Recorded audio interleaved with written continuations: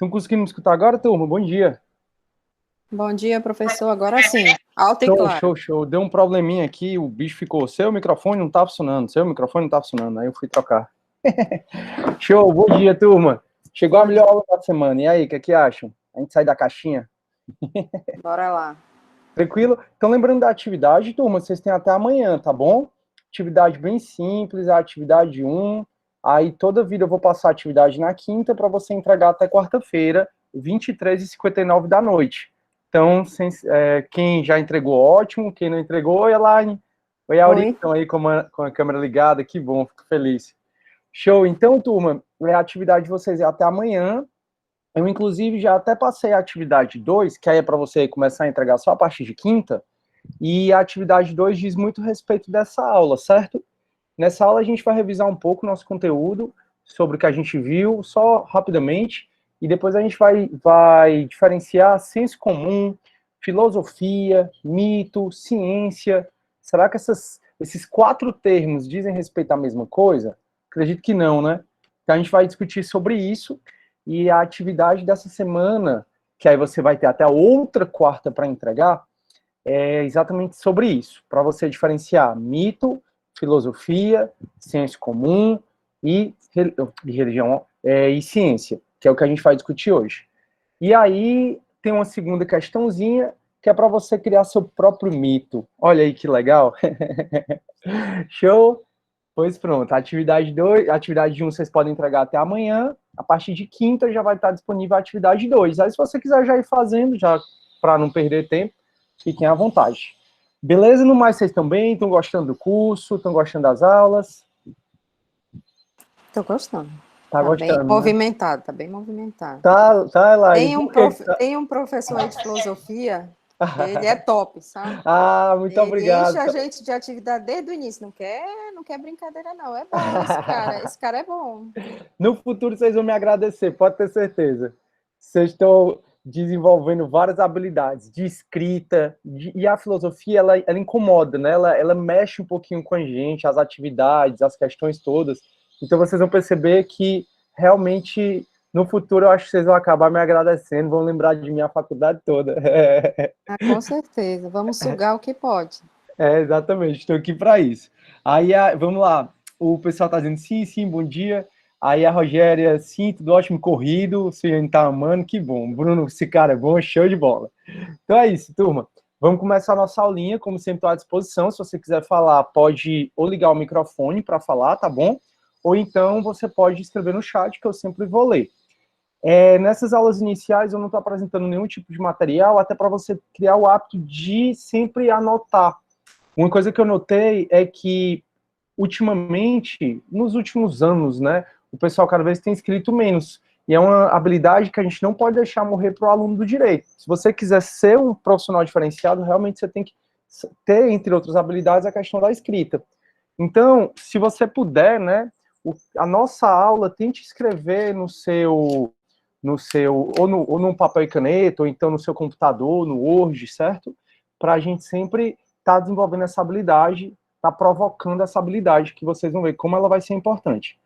Outra coisa, a aula de hoje, então, como eu falei, ela diz respeito a uma das questões das atividades. Então, por isso, também sugiro que você anote e veja se você compreendeu direitinho.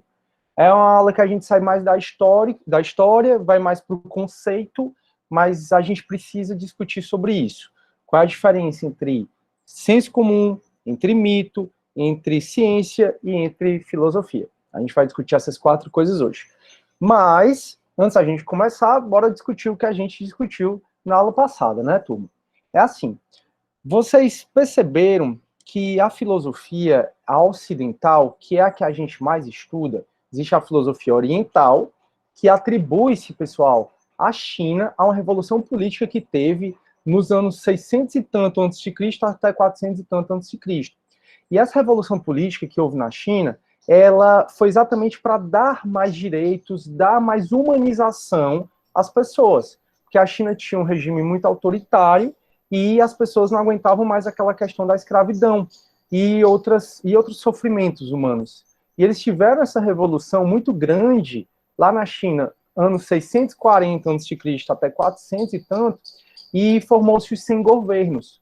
Quando quando teve essa revolução, formando esses 100 governos, na China, naquela época, se tentou humanizar tanto que a filosofia oriental ela foi para um ramo que a gente não foi tanto, a ocidental. Porque a filosofia oriental, primeiro, ela tem uma proximidade muito grande com a religião, e ela fala muito de virtude, de moral, de como viver. É só você lembrar o pouco que a gente sabe do estoicismo, do confucionismo, do taoísmo ou do budismo. Então, tenho certeza que todos vocês já ouviram falar de budismo, do Siddhartha Gautama, foi exatamente o Buda. O Buda foi filho de um imperador chinês. Acho que eu já até conversei a história dele com vocês. E o pai dele teve um presságio, quando ele nasceu, o Buda, de que ou ele seria um imperador, ou ele seria um grande, uma pessoa que influenciaria multidões. E o pai dele sempre quis que ele fosse imperador. Então, o que é que o pai dele fez? O pai do Buda, muito rico, muito abastado, trancou o Buda no palácio. O Buda não podia sair para nada, para nada, para nada, para nada, para nada. Então, ele vivia uma vida perfeita, com várias amas, com várias pessoas para fazer as coisas para ele, comidas gostosas. Então, ele sempre viveu essa vida muito perfeita. Acontece que um dia ele saiu do palácio e ele se deparou com um homem morto, se deparou com um homem doente e se deparou com um homem muito faminto. E diz a lenda que ele percebeu naquela hora que a vida não é só bem-estar, como ele achou que era naquela época. E de repente ele passou a ver que a vida ela é muito cheia de sofrimento.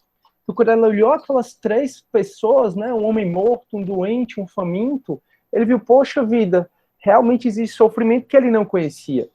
E aí ele resolveu, turma, sair em busca de como se superar, como alcançar o Nirvana. O Nirvana, que você pode alcançar o Nirvana, vai demorar muito, né? Eu acho muito difícil que a gente alcance, mas principalmente no mundo que a gente está envolvido. Mas o Nirvana significa a iluminação. Então o Buda, ele saiu peregrinando com a nova filosofia, porque o budismo ele não é uma religião, é uma filosofia, foi se tornar uma religião muito depois, até porque, como eu falei, a filosofia e a religião elas são muito próximas lá no Oriente. Aqui não, aqui a gente separou, tanto é que a gente já pensou várias vezes que a maioria dos filósofos são ateus. Então aqui a gente separou bem.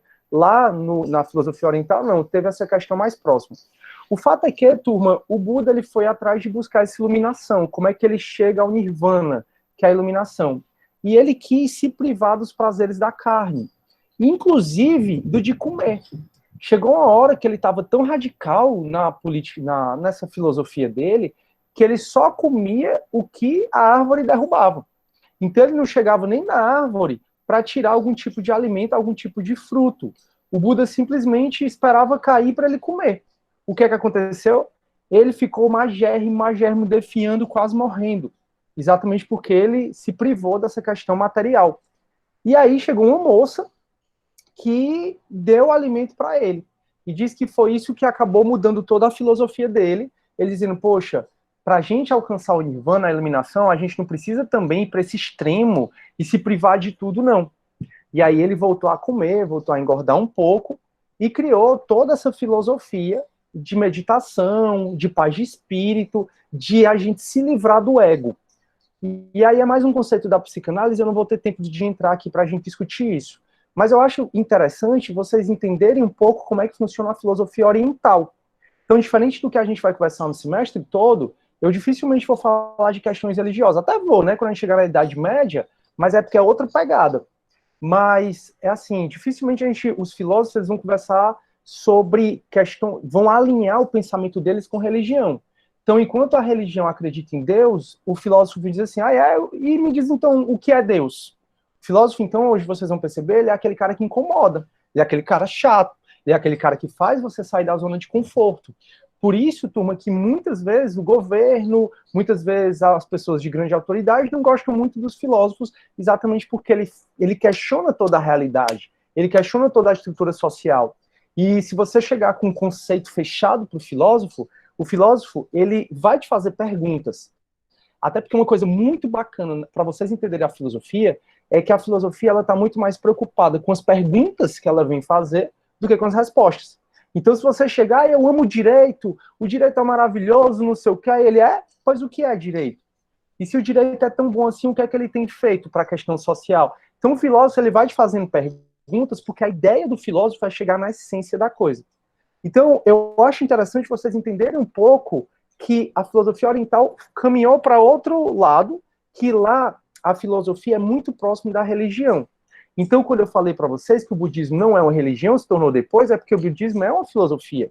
Depois é porque lá a linha entre religião e filosofia é tão tênue, e quando eu digo isso é lá na Ásia, né, envolve Índia, envolve China, envolve Japão, que eles têm uma proximidade muito grande entre filosofia e religião, de maneira que a filosofia e a religião sempre estão buscando como ser um ser humano melhor, como é ter virtude, como é ter moral, como fazer um bem social. E isso foi muito por conta dessa revolução política que eu falei na China, que aconteceu durante mais de 200 anos, 600 anos antes de Cristo, até 400 e tanto antes de Cristo, e aí deu origem a esse novo modo de pensar. Então tem várias e várias e várias filosofias lá assim como aqui, né? Mas lá tem várias filosofias na parte da Ásia, na filosofia oriental, e as três mais conhecidas é o taoísmo, de Tao Tse Tsung, o confucionismo, de Confúcio, e o budismo, que é o que eu acho que todos vocês já ouviram falar, mas isso é incrível. Só que é outra pegada. Já a gente veio mais por uma questão histórica, vindo de uma filosofia ocidental. Por quê? Porque na época que a filosofia surgiu, que a gente até já conversou, eu vou já revisar, a gente estava a gente sim, né? Surgiu na Grécia. Depois a Grécia foi tomada por Roma. Depois Roma, ele simplesmente dominou a Europa todinha, inclusive até quase Portugal. E aí os europeus chegaram no Brasil. Os europeus com influência romana, que tinham influência grega, porque os romanos, como vocês estudaram lá no terceiro ano, eles fizeram esse sincretismo. Os romanos puxaram a filosofia grega, puxaram a cultura grega. Eles não mataram, eles simplesmente agregaram a filosofia grega, a cultura grega, aos costumes dos romanos. Então é por isso, por exemplo, que o Brasil hoje é predominantemente católico. Então, tudo que a gente está falando, turma, tem a ver diretamente com você hoje. Então, se você pensar, o Brasil é um país predominantemente católico, hoje, pelo menos, uma cultura católica muito exacerbada, fervente, exatamente porque eu me desconcentro porque o povo fica entrando, eu tenho que coisar. E vocês sabem que o homem só faz uma coisa de uma vez, né? Ou eu falo e penso sobre isso, ou eu tô aceitando aquilo, não dá pra fazer não. Mulher que faz 200 coisas ao mesmo tempo, mas eu não consigo não, nem qualquer homem.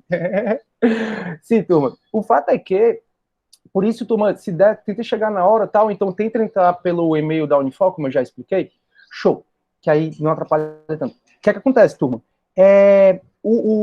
Sim, por isso que o Brasil é um país predominantemente católico, porque exatamente porque Roma, que a gente vai conversar sobre isso, um dia adotou o cristianismo, Roma, nos primeiros 300 anos, ele perseguiu os cristãos, a gente vai ver sobre isso.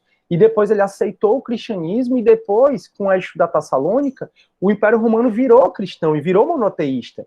E aí influenciou o quê? O Vaticano, né, a criação do Vaticano, influenciou boa parte da Europa, como a Polônia, como Portugal, e nós fomos colonizados por portugueses, e é por isso que nós somos o que somos. Então é por isso que a gente agregou essa filosofia ocidental, é por isso que a gente agregou também vários valores romanos, inclusive o catolicismo.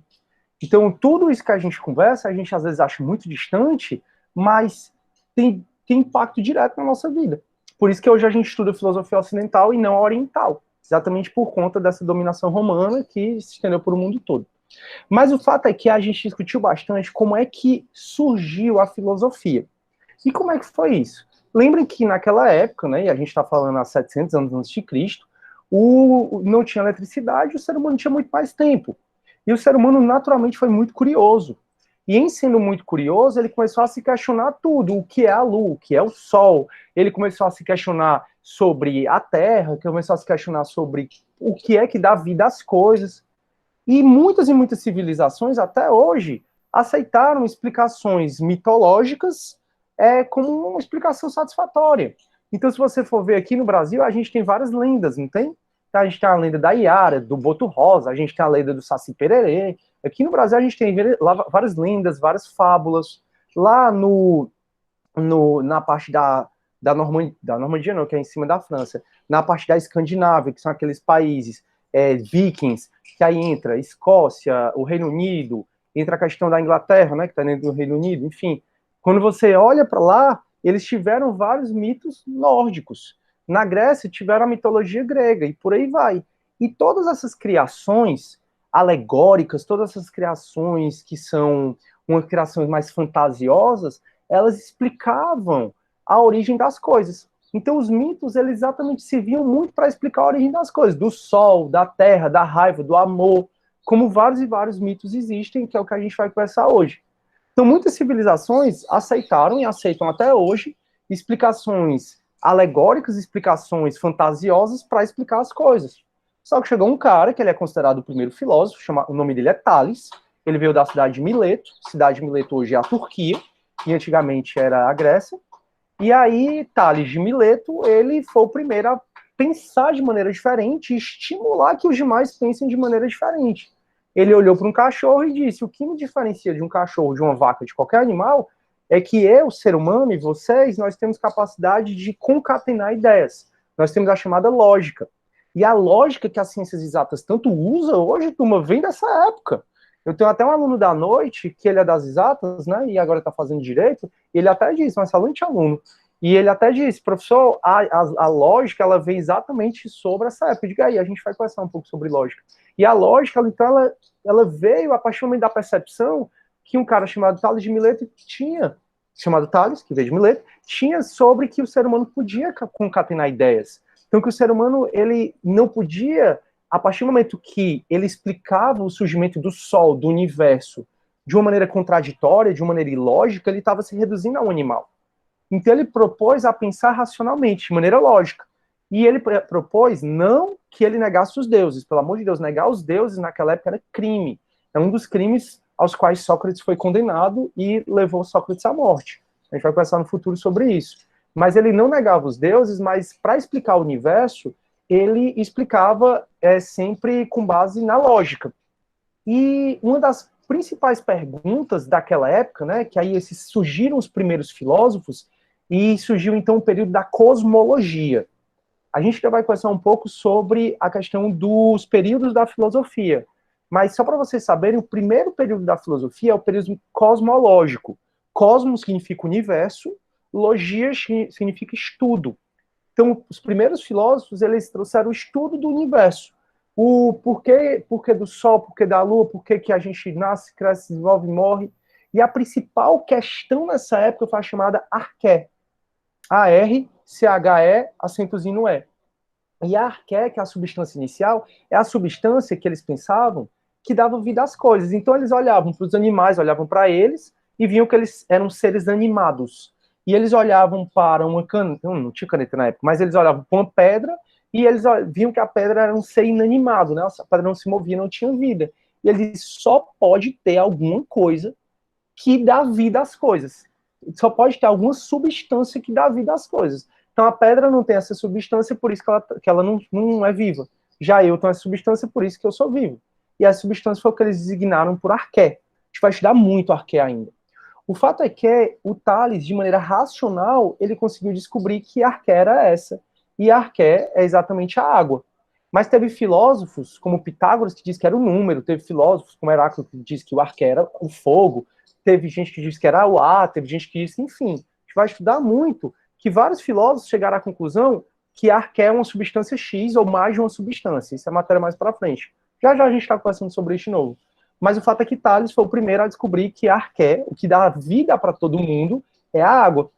E aí o que aconteceu? Ele é considerado o primeiro filósofo. Então a gente estudou sobre isso e a gente viu que um cara chamado Pitágoras, que a gente estuda muito até hoje, o teorema deles, ele que criou o teorema de Pitágoras, ele foi o primeiro que cunhou a palavra filosofia. E o que é que significa filosofia? Filo vem de amizade, amor, sabedoria. E sofia significa... filo significa amizade, amor, afinidade. E sofia significa sabedoria. Então, filosofia é o amor, é a afinidade, a sabedoria. Então, lembrem sempre que Pitágoras ele dizia assim, olha, a sabedoria plena, ela só pertence aos deuses. O homem, para Pitágoras, só pode amar, só pode cultuar a sabedoria. daí porque ele diz filosofia. Então, o filósofo, ele tem amor pelo saber, ele tem amizade pelo saber, ele tem afinidade com o saber. Então, a gente nunca vai conseguir ter a sabedoria plena, de acordo com o filósofo, de acordo com Pitágoras, de acordo com Sócrates, a gente não vai conseguir ter a sabedoria plena. Até eu falei para vocês, para eles, a gente conhece uma gota no oceano e desconhece o oceano completo, né? E que faz muito sentido. Então, já que o ser humano nunca vai conseguir ter a sabedoria plena, o que a gente pode fazer é amar. Então, a partir do momento que você ama a sabedoria, você busca o saber, respeita o saber, sabe, reconhece a sua ignorância, você se torna um filósofo. Deu para entender, pessoal, essa questão toda que eu estou falando? Deixa eu ver o que é que vocês falaram, tá? A Bianca está falando assim, a Ana Clara está falando que está amando, obrigado. A Bianca, gente, queria pedir para vocês mandarem no meu WhatsApp nome completo e matrícula a frequência de vocês. Bianca, talvez seja mais fácil, linda, tu ir aqui em pessoas e ticar, eu não te mandei o arquivo? Aí tu tica quais são as pessoas que estão presentes, entendeu? Mas tu que sabe. Pode ser quando acabar a aula, aí aqui parou. Vladiana, professor, eu só consegui entrar agora. Não, imagino, Vladiana, a gente tá tendo que enfrentar várias coisas para estar aqui, né, agora. Tem até um mito na até um mito na presidência. Rodrigo, a ordem da natureza, arqué, substância que quer dar vida, isso. Aí a Elaine, amor pela sabedoria, igual filosofia. Então, entendo, turma, que se a pessoa se porta como arrogante, então, assim, às vezes eu converso com alguns juízes e o cara se porta de uma arrogância tão fora comum. E às vezes eu converso com outros que eu, caramba, olha assim, admiro, poxa, muito, muito, muito. E o cara na humildade, naquela coisa, pronto, esse cara que é humilde, que ele não é arrogante, que ele sabe que ele desconhece muita coisa, por mais inteligente que ele seja, ele sabe que ele desconhece muita coisa, esse cara é o filósofo. Então a gente aqui, vocês que entraram na faculdade de Direito, que estão em busca do conhecimento, que estão vindo para as aulas, que querem realmente aprender, vocês que têm esse amor, esse respeito pelo saber, é exatamente vocês são considerados filósofos.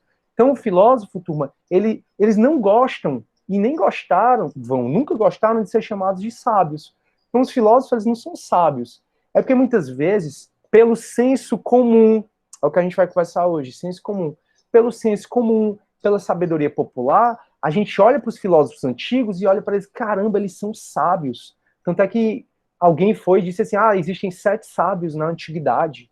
Mas, assim, nem os filósofos gostavam de ser chamados de sábios. Exatamente porque eles reconheciam a ignorância deles.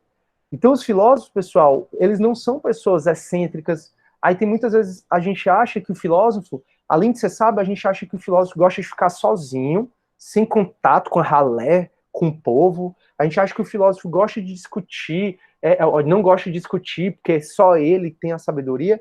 E o filósofo não é nada disso. Os filósofos, turmas, eu até conversei na aula passada sobre isso, a gente vai ver isso mais na frente, eles criavam escolas. Tanto é que Platão criou a Academia de Atenas, vocês são acadêmicos de direito, porque há 5 séculos antes de Cristo, um cara chamado Platão criou a Academia de Atenas, e na Academia de Atenas, que era uma escola que ele estimulava as pessoas a discutirem, e principalmente a divergirem deles, porque a gente consegue chegar na essência, ou consegue chegar numa melhor resposta, quando há divergência. Já ouviram falar que toda unanimidade é burra? Até quem viu aquele filme dos zumbis lá, agora que eu esqueci o nome, acho que até com Tom Cruise, do zumbi, que aí atacam tudo e vão-se embora, o zumbi corre que só. Não é Walking Dead, não. É o do zumbi, agora eu esqueci, se alguém lembrar o nome, coloca. O fato é que o pessoal, né, ele nesse filme do zumbi, eles dizem assim, né, que é em Israel, e ele foi lá para saber como é que Israel conseguiu vencer os zumbis. E aí eles disseram, aqui tem um acordo, toda vida que tiver uma unanimidade, um é obrigado a discordar, exatamente porque toda unanimidade é burra. Então a gente tem essa ideia de que o filósofo, ele é aquele sábio, excêntrico, que não gosta de ninguém. E, na verdade, não. A filosofia, quanto mais tiver gente discutindo, melhor. E quanto mais as pessoas conseguirem divergir uma das outras, melhor. Exatamente porque é nessa forma, é nessa divergência que se consegue chegar a um conhecimento mais apropriado. Então, vamos tirar esse estigma, esse senso comum que está errado, de que o filósofo é um ser excêntrico, é um ser sábio, porque nem de gostar de ser chamado de sábios eles eram. Eles não gostavam exatamente porque eles reconheciam a própria ignorância. e vamos tirar essa questão, esse senso comum de que eles eram seres ermitões que viviam numa caverna, porque na verdade não. Eles viviam, era querendo discutir com todo mundo. Aristóteles criou o Liceu, e com certeza você já ouviu falar numa escola chamada Liceu. Então, Aristóteles, há 5 séculos antes de Cristo, criou o Liceu, que tem até hoje. Vocês são acadêmicos de direito, porque Platão criou a Academia de Atenas, e hoje, quando você está matriculado numa escola, principalmente numa faculdade, a gente chama de acadêmico. Mesmo qualquer escola a gente fala, eles são acadêmicos, exatamente por conta de Platão. Show. Vamos lá. Pronto. Aí, Bruno, professor, quanto mais eles conheciam, mais eles reconheciam. Exatamente. Eles mais reconheciam que não sabiam de nada. Muito bom, Bruno, é exatamente isso, cara. É sempre ter essa humildade perante o conhecimento. É nunca ser arrogante perante o conhecimento, porque a gente conhece uma gota e ignora um oceano todo. O Bruno fala, sofista era a prostituta do saber. Os sofistas, na verdade, eles foram muito mal interpretados, certo? A gente vai conversar ainda sobre os sofistas, não sei se nessa semana ainda, mas talvez na quinta ou então na próxima semana a gente já converse um pouco mais sobre os sofistas. Eu queria tirar certo estigma que vocês veem do ensino médio em relação aos sofistas, em relação a várias coisas. Vocês vão perceber que a pegada na universidade, a pegada em relação à filosofia é outra. A gente já conversa sobre o sofista, tá, Bruno? Show. Já que eu digo assim, ou quinta ou na próxima. Elaine, só sei que nada sei, exatamente a célebre frase de Sócrates, exatamente daquela história do oráculo de Delfos, eu vou voltar a repetir isso. Ele era pago para dar conhecimento, o Bruno ainda está falando dos sofistas. Aí o Douglas, Guerra Mundial Z, isso, Douglas, obrigado. É com Brad Pitt, né, com o Tom Cruise, não. Eu tenho um problema cognitivo, pessoal, eu não reconheço as pessoas. Para eu conseguir te reconhecer, eu preciso te ver várias vezes. Por isso que, assim, quando eu ia para shopping, né, porque, enfim, eu tô socado em casa desde que o mundo é mundo, eu sou asmático, então não saio de casa para nada. Aí, graças a Deus, minha família tem algumas casas, aí eu fico passeando nas casas para as casas. Aí agora eu tô num apartamento da gente de praia, sabe? É super legal, mas não saio daqui para nada. Só para, enfim. Aí, quando eu ia para shopping, eu parecia um doido, porque se você olhou para mim, assim, eu já tô sorrindo te dando oi, porque eu acho que você é um aluno, ex-aluno, tal. Eu prefiro ser passado por um doido do que por um antipático. Aí eu falei do Tom Cruise, mas na verdade é o Brad Pitt, e o nome do filme é Guerra Mundial Z, exatamente. Valeu, André, valeu, Douglas. Aí a Bruna, eu não consegui entrar pelo AVA, entrei pelo link do WhatsApp. Tem algum problema? Tem não, Bruna, tem não. Só quando você for fazer isso, se der, e se não der, eu entendo.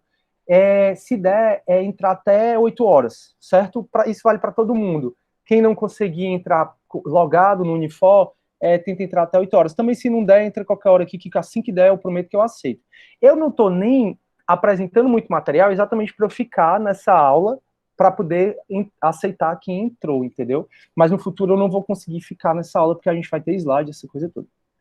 Aí a Bianca tá dizendo que não precisa mais, estão rindo. Tá, super simpático. Pô, eu passo, e aí, tá aí, eu ainda falo contigo. Você precisa ver, você parece um doido, mas antes é doido do que ser antipático. Sério mesmo. Show.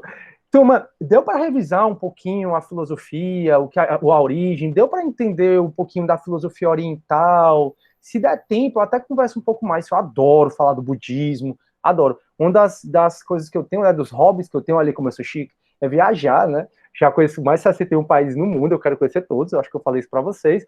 E uma das coisas é, eu entro mesmo na religião. E quando eu fui para Tailândia, foi assim, formidável, exatamente que eles são muito budistas, eles são muito fofos. Você pegar o tailandês e embalar no braço, tão fofo que eles são.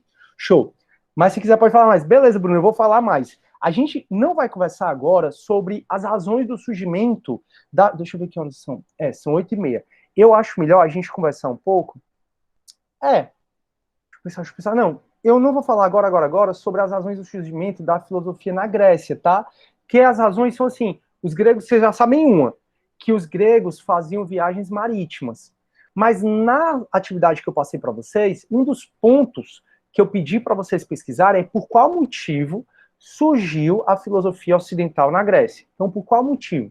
E eu espero que vocês tenham pesquisado um pouco mais, porque, primeiro, a condição geográfica da Grécia, a Grécia ela é recortada, então ela é um arquipélago, então é muito fácil a saída do mar, então os gregos eram viajantes. Quando você é um viajante, você sai da sua caixinha fica maior, né? Assim, para essa história, vamos sair da caixinha. O povo diz, sai da caixa, beleza, mas quando tu sai da caixa, tu vai para outra caixa.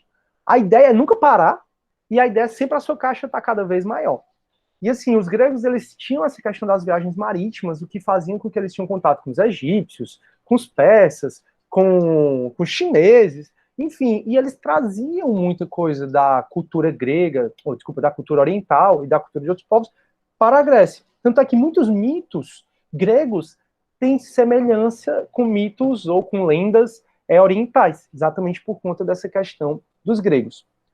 Já que eu estou falando, né, eu vou continuar. Então, uma das razões de que a filosofia surgiu na Grécia é exatamente a condição geográfica da Grécia, que possibilitou que eles fossem muito, que eles fizessem viagens marítimas. Então, os gregos, por serem viajantes, eles acabavam pegando cultura, pegando lendas e outras coisas de outros povos. Outra coisa que fez com que os gregos, eles fossem, o berço da filosofia fosse na Grécia, é exatamente a invenção do calendário. Eu acho que vocês lembram, no terceiro ano, que vocês estudaram sobre os fenícios, que eram também grandes navegadores. Os fenícios e os povos antigos, eles criaram um calendário. Eles criaram um calendário porque eles perceberam que a natureza, ela é cíclica. Que a natureza, ela é cíclica.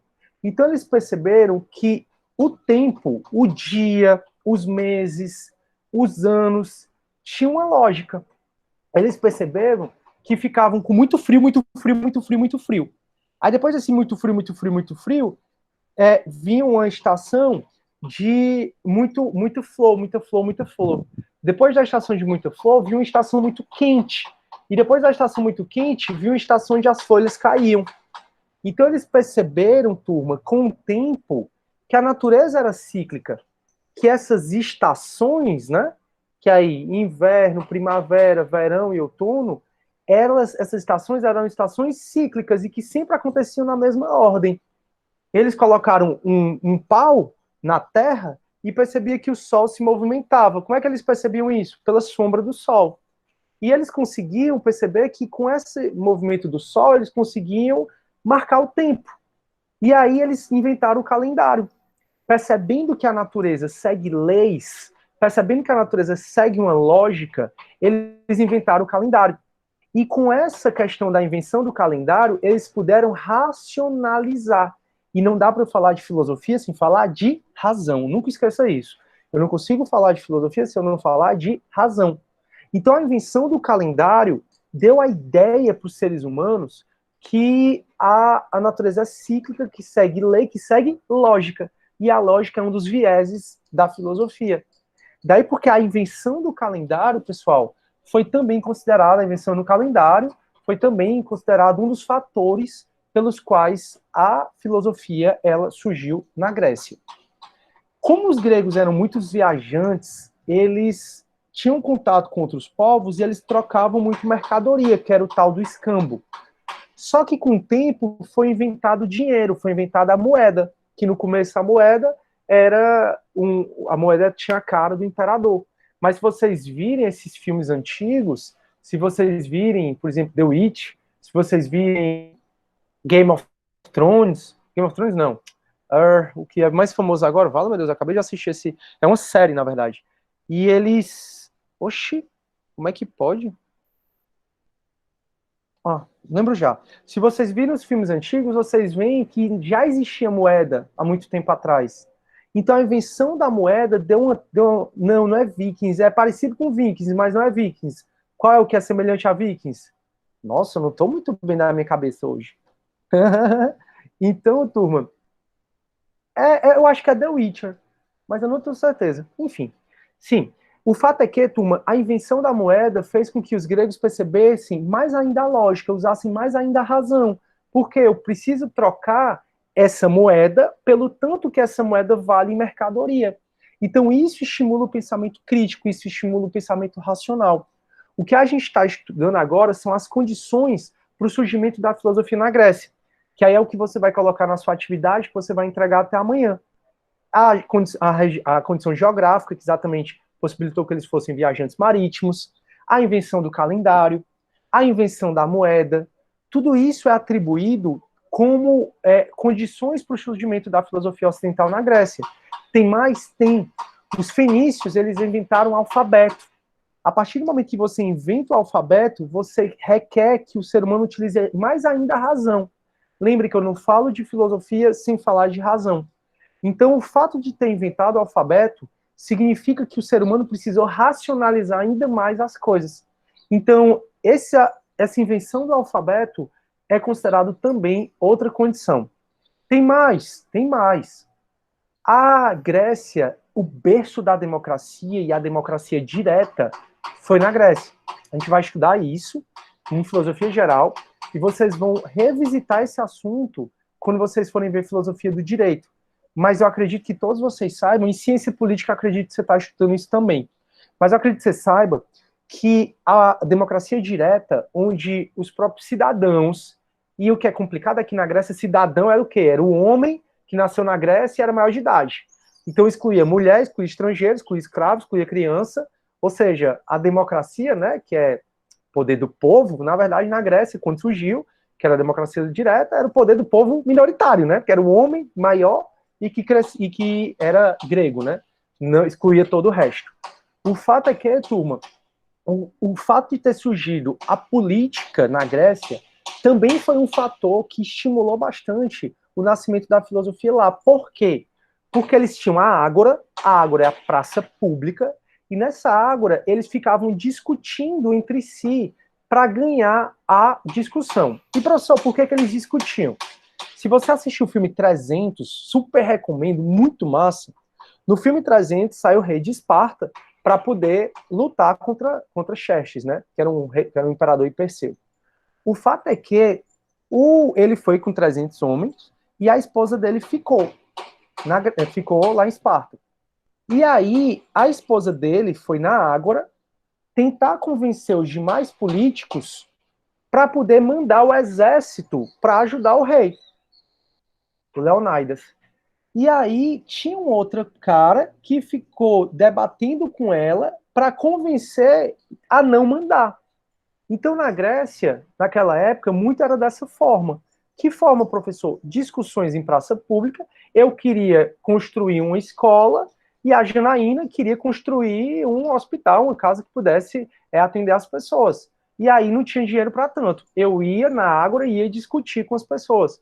O fato de ter surgido a política fez com que os seres humanos passassem a usar mais ainda a razão.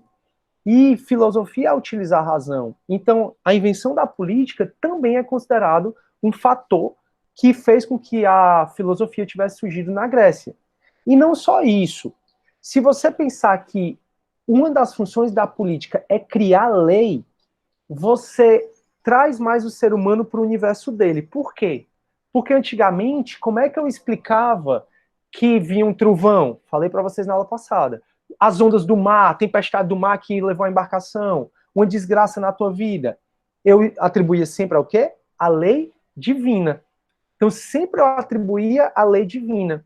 Quando surgiu a política na Grécia, os seres humanos passaram a fazer leis. E essas leis não eram mais leis de Deus, eram leis dos homens, construídas com base na razão, na racionalidade. Então, olha como tudo isso faz sentido. Se você me perguntar, professor, por que então surgiu na Grécia a filosofia? Você vai poder as viagens marítimas, a invenção do calendário, a invenção do alfabeto, a invenção da moeda, vou falar a invenção da política. Tem mais, professor, tem mais fatores que se atribuem o surgimento da filosofia na Grécia. O outro é o surgimento, ou melhor, o desenvolvimento da vida urbana. Então, se você pensar, no começo eram povos como os índios, imagine, nas tribos, naquela coisas, 10 pessoas, aí de repente aparece mais gente, e aí vai uma progressão geométrica, né? Então, uma família que se assentou no território grego, foi agregando mais gente, essas pessoas foram procriando, e de repente se tinha uma civilização com vida urbana. Então a Grécia, como eles trocavam dinheiro, tinha uma economia forte, tinha uma economia boa, eles conseguiram desenvolver ainda mais essa questão essa questão da vida urbana. Lembrem, turma, que eu mostrei para vocês na aula passada a foto do Paternon. Tinha lá a Acrópole, então a Grécia tem aquela grande montanha mágica chamada Acrópole. Em cima da Acrópole, eles já construíam várias edificações. Então, a Grécia e depois Roma, né? Se você visitar esses países, você vai ver como existem edificações antigas, o que mostra o desenvolvimento da civilização. Então, com o crescimento da vida urbana, possibilitou mais o quê? Discussão. Então, o fato de ter havido discussão, muita discussão com esse desenvolvimento da vida urbana, fez com que a filosofia tivesse surgido aonde? Na Grécia. Então, assim, se você pensar, professor, então, por quais motivos a filosofia surgiu na Grécia? Você pode juntar as viagens marítimas, o calendário, a moeda, a política, o desenvolvimento da vida urbana, o alfabeto. Todas essas questões, se você parar para pensar, eles ajudam com que o ser humano racionalizasse, tivesse pensamentos lógicos, e não dá para falar de filosofia sem falar de razão. Deu para acompanhar, turma? Deixa eu ver aqui o que é que vocês estão falando. O Ricardo, sim. A Sara, calendário, moedas, políticas também são razões. Isso, Sara, acabei de falar. Show, eu vi que a Sara pesquisou, que bom. Tem um tópico sobre isso no livro que o senhor indicou da Marilena Chauí. A Marilena Chauí, Hernandes, você não conseguiu usar o semestre todo, é um livro muito bom, tá? Aí o Bruno falou... Ei! Ô, pessoal, desculpa que o cachorro ficou louco. Aí o Bruno tá falando Vikings, aí depois o Ari falou The Last Kingdom. Isso, é The Last Kingdom. Muito bom, gostei muito. Aí o show. Aí o Bruno falou assim, eu ia dizer que também tinha que ter pai e mãe nascidos, isso, para ser considerado cidadão, Bruno, muito bem. Pai e mãe nascidos lá, e a gente vai voltar a falar sobre isso. Isso, muito bem, Bruno. Então tá dando para entender, né? Show, massa. O meu cachorro não é um shih tzu, pessoal. É como a fofa do mundo, depois eu mostro pra vocês. Todo peludinho, não sei o quê. Mas, galera, ele é alfa, que eu já castrei ele, né? Que aí castrar você tira o testículo dele. Eu não, né? O veterinário. E o cara aqui continua louco. Aí ele não pode ver ninguém que ele tá latindo, protegendo, né, o território, bichinho. A gente não pode nem, safado mesmo, a gente não pode nem falar mal, né, brigar com o cachorro, porque ele tá no instinto dele, né? Já que ele não tem o que a gente tem, o que a gente vai passar o semestre discutindo. Razão, com capacidade de ter um raciocínio lógico, enfim.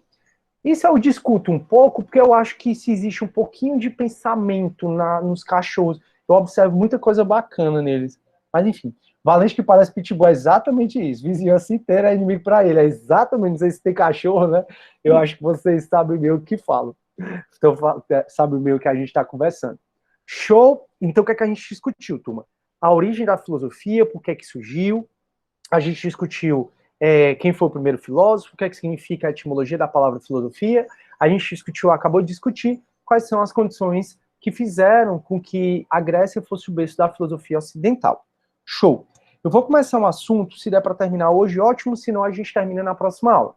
A gente vai tentar diferenciar mito e filosofia, senso comum e filosofia, e ciência e filosofia.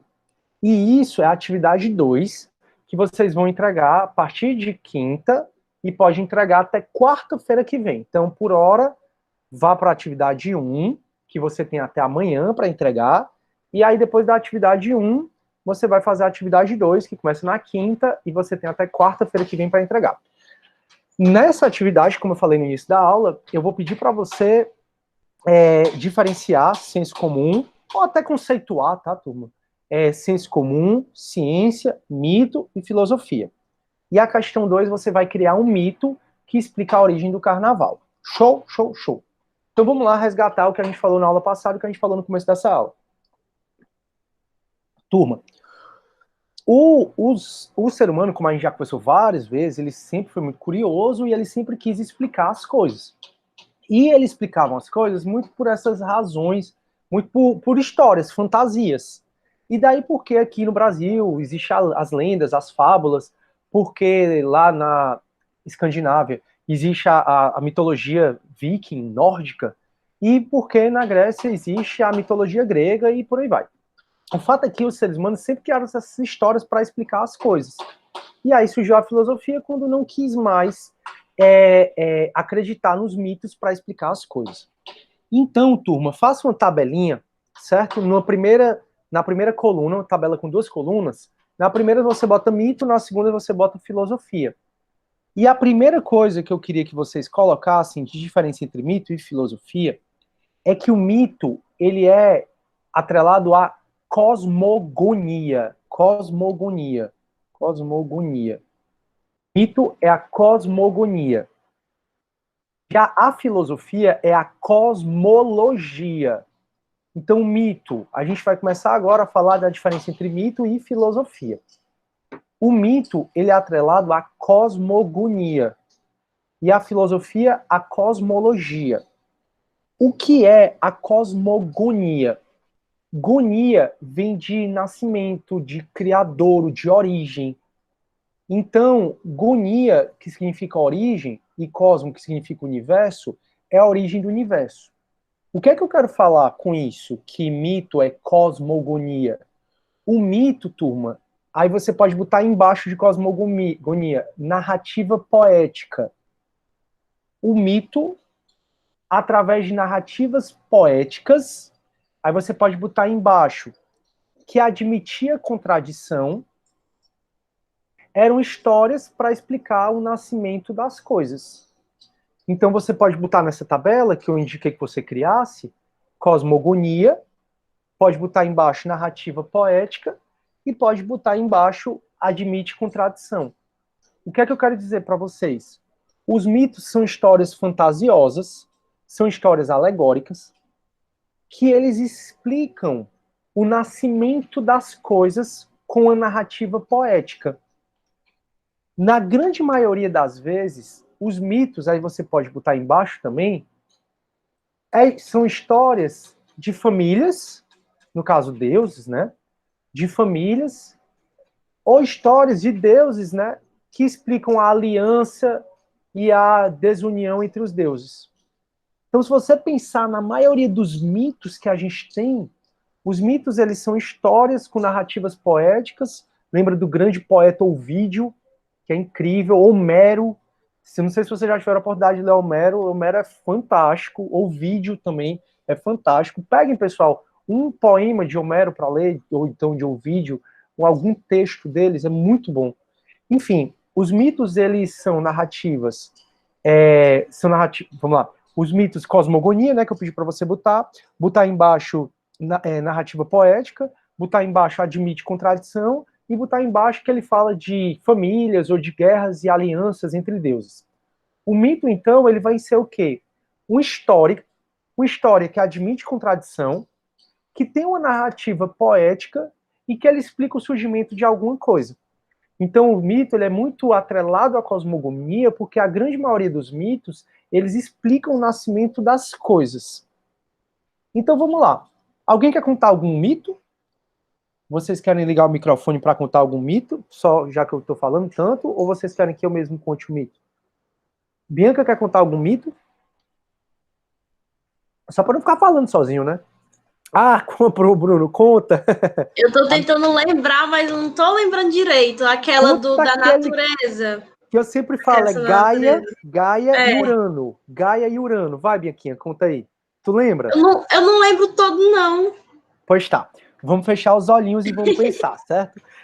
Turma, eu vou contar 2 mitos que eu acho bem interessante. Sim, as regras da atividade já tá no alvo, tá, Ricardo? Só que a atividade 2 só vai estar disponível para vocês enviarem. Você já pode até fazer, mas a atividade 2 só vai estar disponível para vocês enviarem só quinta-feira, tá bom? O mito da alma gêmea. Tu quer contar, Ana Clarice, o mito da alma gêmea? Qual é o mito da alma gêmea, meu Deus? Com certeza eu já li, eu só não tô lembrando qual é. É um que fala que no início, eu não sei se eu tô contando direitinho, mas que no início os seres humanos, eles tinham 2 cabeças, 4 braços, 4 pernas, e daí eles irritaram os deuses, sei lá, e daí o deus lá resolveu partir eles no meio para eles passarem o resto da vida deles procurando o restante da completude que faltava, a sua outra metade. E explica muita coisa, né, Ana Clarice? Esse é o resumo. Não, tá perfeito. Inclusive, o Davi disse que leu o mito ontem, e aí o Davi, se quiser complementar, quer complementar alguma coisa, Davi? Ou tá de boa? Tá de boa, tá de boa. Eu acho que o Davi não vai complementar, não. Mas, pessoal, olha que bacana, ó. No início, a gente tinha 4 tudos, né? Tudo que a gente tem hoje, a gente tinha em dobro. Os deuses com raiva, né? Porque, assim, o que é mais legal dos mitos é que os mitos são deuses com sentimentos humanos. Então, os deuses tocam terror, porque são deuses, são bonitos, têm poder, tem aquela coisa toda, e ainda sentem raiva, ciúme, estresse, ainda traem, passam chifrezinho. O Zeus, se não fosse Zeus, galera, a gente não tinha metade dos mitos, exatamente porque Zeus saiu copulando com todas as mulheres possíveis e imaginárias aí. Zeus era um garanhão, né? Mas o fato é que quando os deuses ficam com raiva dos seres humanos, o que é que eles fazem? Tome castigo, tome castigo. Hera, que foi a esposa de Zeus, uma das esposas de Zeus, né, foi a segunda, a irmã de Zeus, a Hera, e a Hera, irmã de Zeus, e foi esposa dele durante muito tempo. E como Zeus era muito garanhão, a Hera ficava com raiva, com ódio, possuída de ódio. Só que ao invés de descontar o ódio nos Zeus, a Hera ia descontar o ódio nas pobres das moças. Então ela transformava a moça em árvore, transformava a moça em urso, transformava a moça no que for. Só porque Zeus foi lá e copulou com mulher. E Zeus muitas vezes copulou com mulher sorrateiramente. É um barato as histórias de Zeus. É muito bacana. Se eu estivesse em casa mesmo, eu mostrava para vocês alguns livros sobre mitologia que eu mega recomendo. Mas assim, eu acho que você já tem coisa demais para ler, eu acho que também não fica bom eu colocar. O fato é que, turma, tem alguns mitos que eu queria conversar com vocês. Aí, deixa eu só ver aqui. Deixa eu ver aqui. Contém mais, muito legal, ouvi dizer, essa é ótima. O mito da caverna, a gente vai falar muito sobre a alegoria da caverna, né? Ele não deixa de ser um mito, mas assim, é mais para filosofia. Aí que o Davi vai contar, contém mais, foi isso mesmo que ele falou. Foi isso mesmo, né, o Davi falando. Aí, inclusive, o Breno, inclusive muitos heróis gregos têm que passar por ações para se aproximar. Isso, exatamente, é muito bacana. André Forte, estava só esperando ele contar, o Bruno, aí, Breno, porque são heróis, são humanos superiores, estarão em contato com essa face, Zeus castigava os humanos distribuindo chifre. Nunca pensei por esse lado, não. Aí a Camila, e a gente tem que inventar o mito do carnaval, na atividade 2. Isso, você vai criar um mito, não tem certo. Essas atividades que eu passo, tá, turma, não tem certo nem tem errado, tá? São atividades, primeiro, para você construir um resumo para você desenvolver a habilidade de escrita e também para você conseguir sair da caixinha. Aí você vai sair da caixinha pensando por que aqui no carnaval, por que surgiu o carnaval aqui no Brasil? Por que a gente, nem que surgiu no Brasil, né? Porque o carnaval mesmo surgiu em Veneza.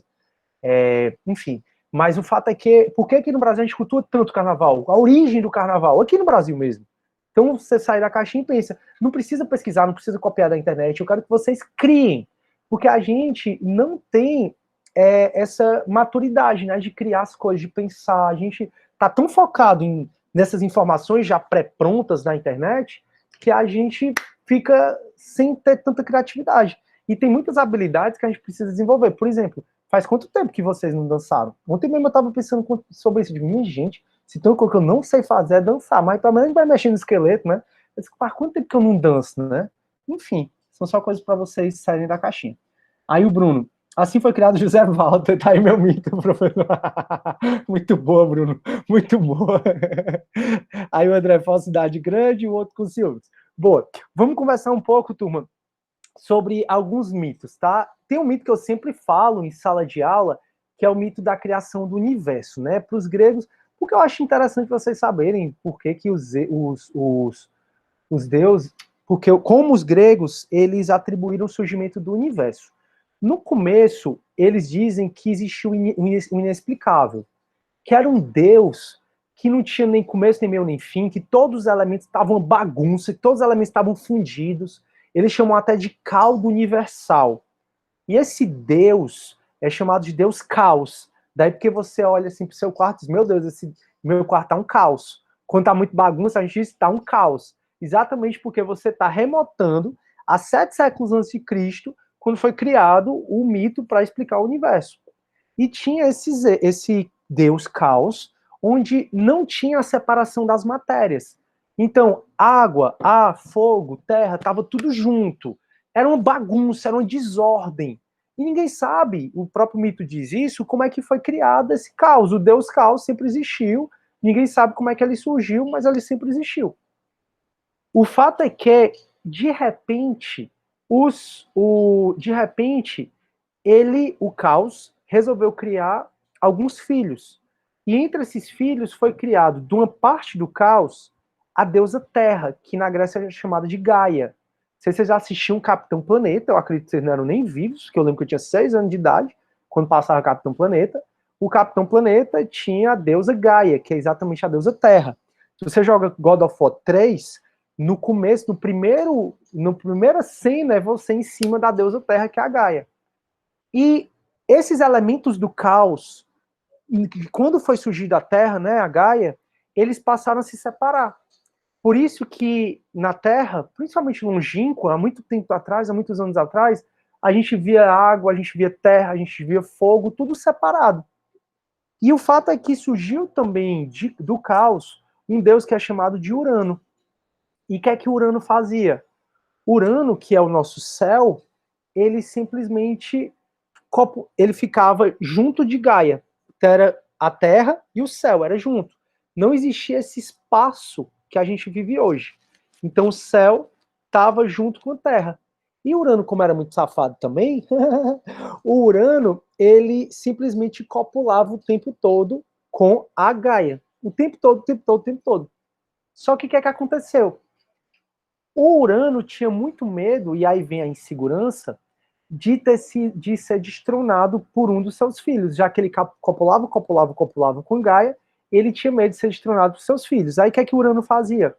O Urano, ele obrigava Gaia a aprisionar os filhos dentro da barriga dela. Então imagina aí como é que deve ser para uma mulher aprisionar os seus filhos dentro da própria barriga. Olha que confusão que ia ser.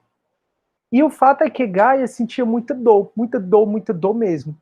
E ela resolveu confabular com seus filhos contra o Urano. E aí os filhos que topou isso, foi o único, foi Cronos. Aí Gaia, um belo dia, conseguiu libertar Cronos e deu a Cronos uma arma. Quando o Urano, o céu, foi copular com Gaia, o Cronos, ele cortou os testículos do Urano, que de tanta dor, o Urano deu aquele impulso. No que ele deu impulso, criou-se o céu, que é Urano, separou-se da Terra, que é a Gaia, e esse espaço é onde a gente vive. O Cronos, ele pegou os testículos e jogou no mar, de Urano, e jogou no mar. E o sangue de Urano caiu em Gaia e copulou, e assim, teve novos seres que surgiram.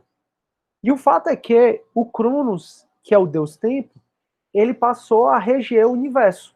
Já que Urano estava lá em cima, de tanta dor, o céu subiu, a Terra estava aqui com a gente, normal, e de tanta dor, aí Cronos passou a governar o universo e ele casou com uma moça chamada Reia.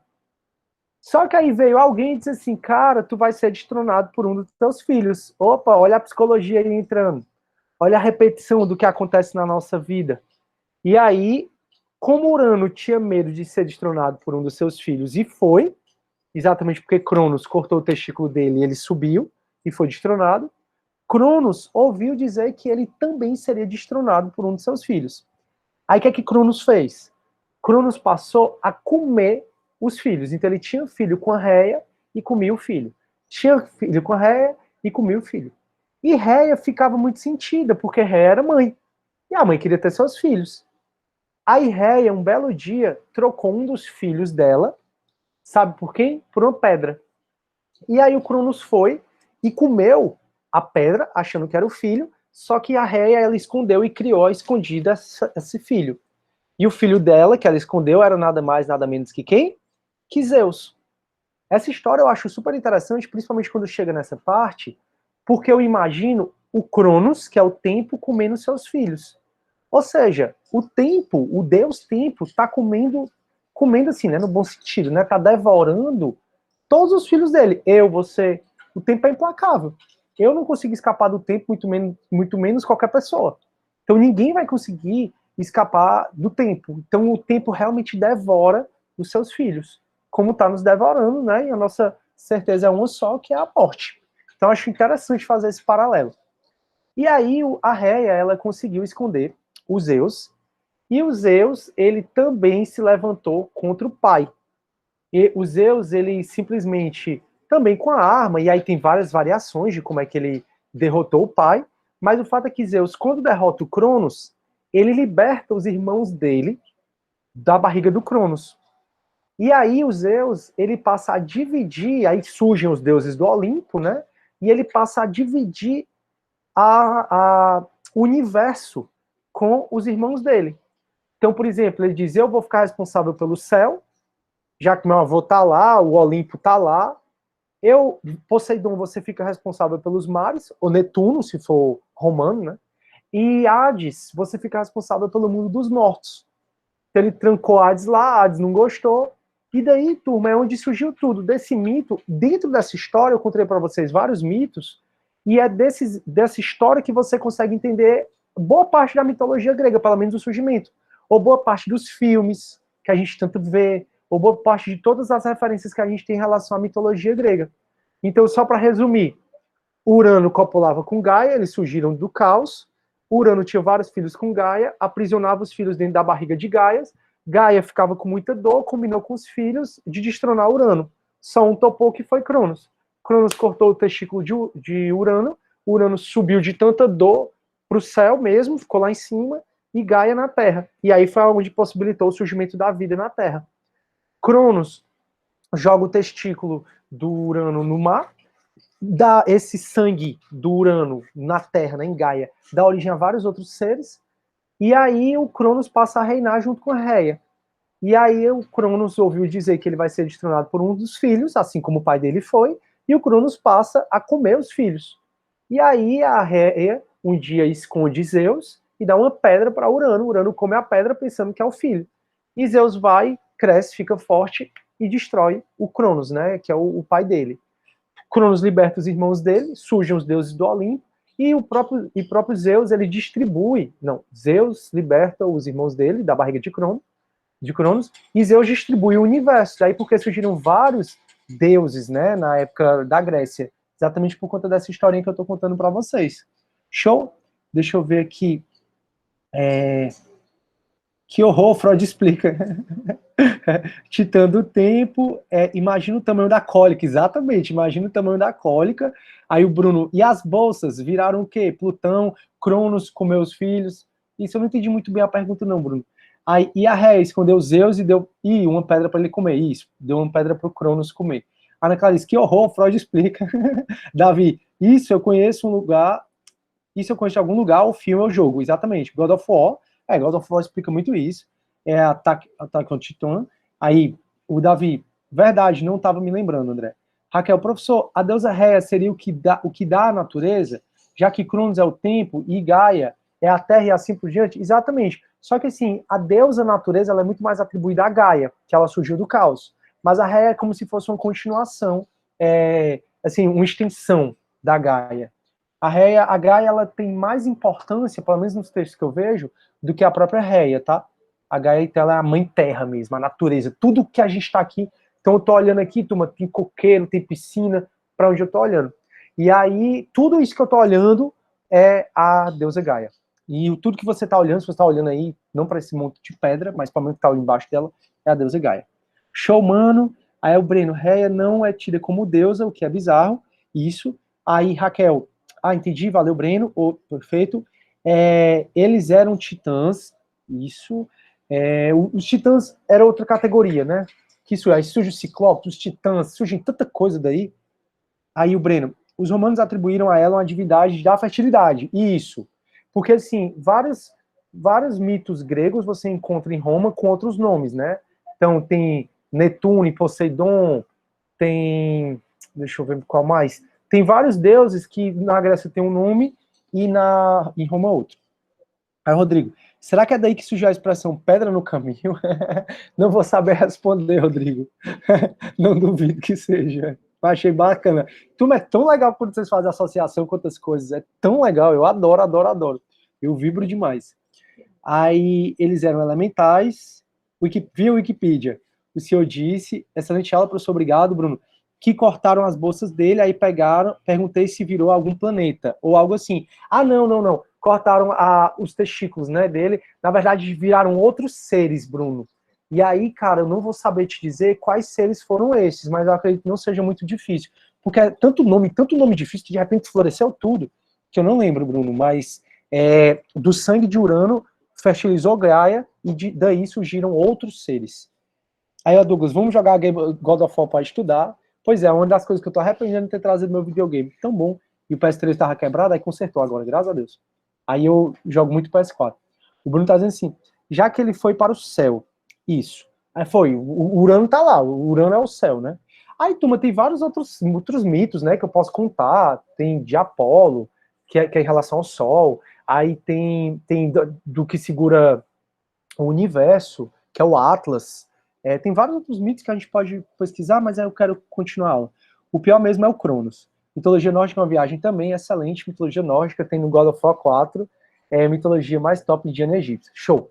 Turma, então assim, ó, eu dei esse exemplo de mito, né, que na verdade eu contei vários mitos dentro de uma história, vários não, mas uns 3 mitos dentro de uma história, que aí só para você saber o que são os mitos. Então os mitos são narrativas fantasiosas, numa narrativa poética, uma história fantasiosa com narrativa poética, que explica a origem das coisas. Daí porque cosmogonia, origem das coisas. Cosmogonia. Os mitos, turma, eles sempre dizem respeito a tempos longínquos, a tempos antigos, a tempos faz tempo. Então, olha quando é que eu contei isso. Olha para onde eu te levei com essa história, para onde esse mito levou a gente.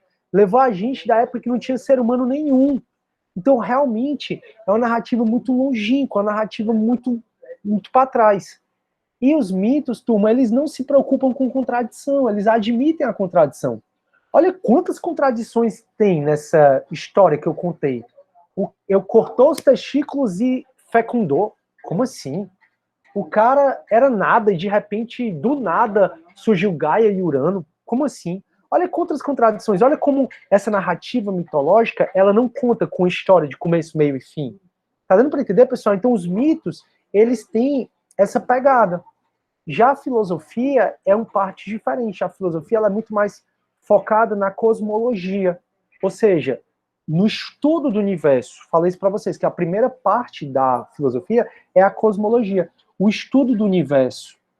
Então, enquanto os mitos são cosmogonia, e aí eu estou na segunda tabela, né? A filosofia é a cosmologia. Enquanto os mitos têm uma narrativa poética, a filosofia tem uma narrativa racional. Enquanto os mitos admitem contradições, a filosofia não admite contradição. Enquanto os mitos explicam o fim, faz tempo, né, são histórias de faz tempo, de guerra, aliança dos deuses, a filosofia, ela filosofa sobre o antes, sobre o durante e sobre o depois. Então os mitos, eles dizem respeito a antigamente, já as filosofias dizem antes, durante e depois. Aí, então, às vezes você pode até se perguntar, professor, me diz uma coisa, como é que como é que a gente, como é que os mitos chegaram até hoje? Então, turma, para eu contar isso para vocês, como é que chegou até mim? Como é que chegou até vocês? Olha quantos milhões de pessoas essa história teve que passar, e aí vem a história do telefone sem fio, né? Quem conta um conto aumenta um ponto, então você imagina o tanto que esse mito já não foi modificado, tanto que já não sofreu alteração. Mas, enfim, os mitos, você não podia contestá-lo muitas vezes naquela época, porque o que dá força ao mito é a autoridade de quem fala. E os mitos, eles eram falados por pessoas que tinham uma autoridade muito grande. Então, por exemplo, se eu contar aqui, turma, por exemplo, que a filosofia, essa palavra filosofia foi cunhada por Pitágoras, eu já contei, né? Todos vocês acreditam. E por que vocês acreditam? Porque quem está falando é um professor. Longe de mim ser arrogante, alguma coisa, mas o que eu falo, você aceita como verdade. Então imagina naquela época, e hoje a gente até me discute mais, eu mesmo estimulo vocês a discordarem, mas o fato é que naquela época, você não podia discordar da pessoa que tinha autoridade. E a pessoa que tinha autoridade realmente tinha muita autoridade. Então quando o cacique lá, o chefe da tribo, o chefe da aldeia, ele falava, todo mundo admitia como verdade. Então, até para entreter, saiu da cabeça dele essa história muito doida, e essa história chegou para a gente até hoje. E naquela época chegava como verdade. Até que surgiu a filosofia para dizer, ó, para aí, que isso não é muito verdade, não. Deu para entender, turma? Como é que vocês estão aí? Para a gente ir acabando nossa aulinha. Deixa eu ver aqui. O mito narra a origem das coisas passadas e a filosofia busca a resposta na totalidade do tempo. Exatamente, Ana Clarice. A gente fala que a filosofia, ela pensa o antes, o durante e o depois. Ela pensa a totalidade do tempo. Essa questão da totalidade do tempo, acho que até da Marilena Chauí, né, que ela falou. Aí o Breno falou assim, aquela pintura da Afrodite na concha, de Botticelli, a gente vai falar dela. Ela, nascimento ali a gente vai falar sobre isso, certo? Quando a gente for falar de filosofia moderna, a gente vai falar sobre o Renascimento. Aí, uma das coisas que eu falo para explicar o Renascimento é esse quadro de Botticelli, que é muito bom. Foi Zeus que cortou e caiu no mar, né? Que cortou e caiu no mar. Tem várias variações, tem muitas variações de como Zeus ele matou o Cronos. Não sei se é essa a pergunta. Aí o mito já foi dando, Clarice, o Bruno. Agora, toda vez que eu for pra praia, eu vou tomar cuidado para não engolir água do mar. Vou lembrar que jogaram as bolas do cara lá. O Breno, só evitar espuma. Aí o André, limite zero. Eu não sei nem porque eu tô lendo isso. Faz parte. Deu sim, boa demais a aula. Tudo ok, show. Então, a gente fica por aqui. Quando eu for na próxima aula, a gente conversa um pouco mais, certo? Sobre senso comum, ciência, mito e filosofia. Tranquilo? Espero que vocês tenham gostado e continuem estudando, tá? A introdução e os 4 capítulos da Marilena Chauí. Fique com Deus. A gente vai ficar por aqui. Obrigado. Obrigado pela aula que me fez surfar. É bom, né? Uma aula assim, quando você gosta, que parece que nem passa.